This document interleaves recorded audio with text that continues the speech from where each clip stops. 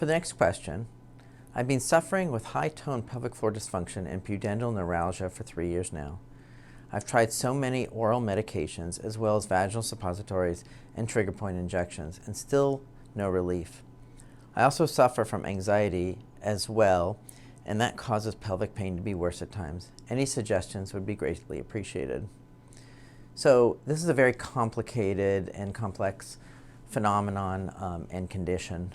You touched on something very important, and that's anxiety, and which can lead to depression, or depression lead to anxiety. Those kind of conditions definitely make pain syndromes much worse. The perception of pain and what you feel definitely can be exacerbated by having anxiety. So the first thing that we always talk about is relaxation, meditation, therapy, stress relief. I'm a big believer in meditation for these types of situations. There's lots of different techniques that people can do to help with this, and I think it's important to find a therapist that you're in tune with, that you trust, to help you learn different techniques for relaxation and to alleviate some stress. That's very, very helpful in these kind of conditions. Also, as I touched on, there's mental health aspects of this too.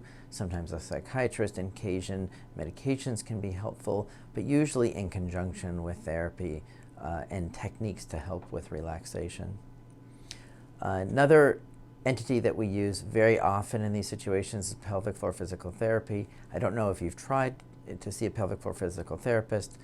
I typically would recommend somebody who's licensed through the APTA, the American Physical Therapy Association, and you can find their certifications on their website.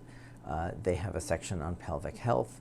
These people train on pelvic health for many years and are very capable and able to help people. One of the important things is people think when they see a physical therapist that it's all about Kegel exercises and strength. But you must remember, it's also about relaxation. So a muscle has to be able to contract and also relax for it to work. The pelvic floor is the same, so those muscles can be very tight, and so in those people, they're strong, that's not the problem, but it's the relaxation that can be a big problem too. And that's for pelvic muscle spasms. What also can come in conjunction with that, and sometimes separately, is pudendal neuralgia. That's where the pudendal nerve that helps supply the vulva and the perianal and around the vaginal area as well as the clitoris. All those structures are supplied by the pudendal nerve. There's different conditions where this can cause tremendous pain. A lot of these patients will have a difficult time sitting on hard surfaces for long periods of time, as it tends to pinch the pudendal nerve and cause them a lot of pain.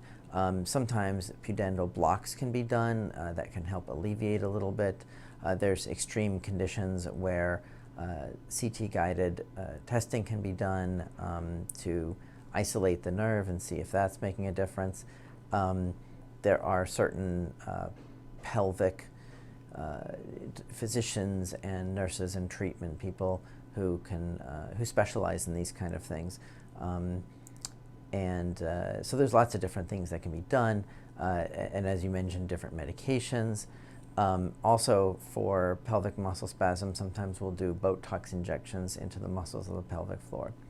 So the point is, there's a lot of different treatment options.